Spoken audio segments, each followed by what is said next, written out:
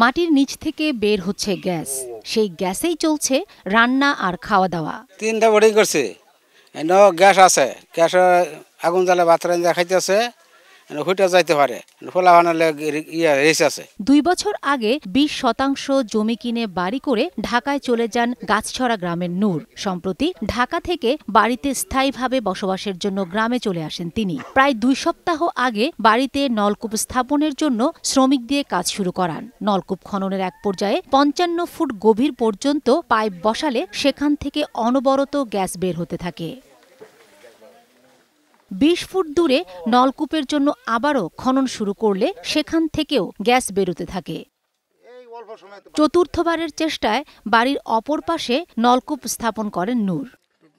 তবে প্রথমবার খননের গর্ত থেকে অনবরত গ্যাস বের হতে থাকে। পরে বুদ্ধি করে সেই গ্যাসে আগুন জ্বালিয়ে রান্না শুরু করেন শেরপুরের নালিতাবাড়ির রূপনারায়ণকুড়া ইউনিয়নের গাছগড়া গ্রামের বাসিন্দারা। সরকারে যদি একটু ভালো মতনে দেখে হই না একটু সুযোগ সুবিধা আঙ্গরে করে দিত তাহলে আমরা ভয়টা থাকলো না আর কি। আমরা তেমনি মেলা ভয় করে কোন সময় কোনটাতে কি হয়। আমার বাস্তব নাইছি আয় দেখলাম যে আমার বাস্তব গ্যাসে ভাত রান্না করতেছে। তো রান্না করার পরে আমি বই রইলাম, দেখলাম, দেওয়ার পরে ভাত রান্নলো, আমি নিজে খাইলাম, পাক করে আমার খাওয়াইলো। আগুন টুগুন জ্বলানোর পরে মনে করেন বেয়ে পাক শুক করে খাইতেছে। আমি মনে করি রাষ্ট্রীয়ভাবে এবং জাতীয় পর্যায়ে এটা ব্যবহার করা প্রয়োজন বলে আমি মনে করি। রাষ্ট্রীয় সম্পদ রক্ষার দায়িত্ব যেহেতু রাষ্ট্রের, আমি রাষ্ট্রের ঊর্ধ্বতন কর্তৃপক্ষের কাছে দাবি জানাবো যেন এটাকে প্রয়োজনীয় ব্যবস্থা গ্রহণ করেন। দেখা গেছে মিস্ত্রিরা বলছে যে গ্যাস আছে, তো এইটা পরবর্তীতে আরেকটা বোর্ডিং করছে 20 ফুট ফাঁকে, ওইটা তো দেখা গেছে একই অবস্থা। তারপরে আরেকটা বোর্ডিং করছে, ওইটা তো দেখা যায় একই অবস্থা।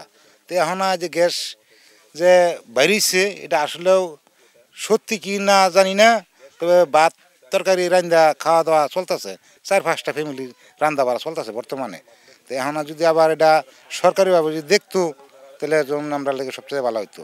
এরপরেও দেখা গেছে যে এটা যদি এই খোলামেলা গ্যাসটা থাকা, কিন্তু আমার এটা ভয় ভয় লাগতেছে। যে আসলে ভয় ভয় লাগতেছে, এটা কোন সময় কোন ঘটনা ঘটে এটা কিন্তু বলা যায় না। তবে অনেকেই আশঙ্কা করছেন অনিরাপদ গ্যাস ব্যবহারের ফলে যে কোনো সময় দুর্ঘটনা ঘটতে পারে। ইতিমধ্যে প্রায় 10 দিন অতিক্রম হয়েছে, এখনো গ্যাসের রান্নাবান্নাও চলছে। তো এই বিষয়ে আমরা স্থানীয় যে কর্তৃপক্ষ আছে, আমাদের গ্যাস তদন্তকারী যে কর্তৃপক্ষ, তিতাস গ্যাসের মাধ্যমে আমরা খোঁজখবর নেওয়ার জন্য আমরা তাদেরকে জানিয়েছি। আর দ্বিতীয় যে বিষয়টি, যদি এখানে গ্যাসের প্রাপ্যতা সঠিক পাওয়া যায় সেক্ষেত্রে আমরা পরবর্তী প্রয়োজনীয় ব্যবস্থা গ্রহণ করব। প্রাকৃতিক গ্যাসের মজুদের বিষয়টি অনুসন্ধান করতে সংশ্লিষ্ট কর্তৃপক্ষের সহযোগিতা চান স্থানীয়রা। সময় সংবাদ, শেরপুর।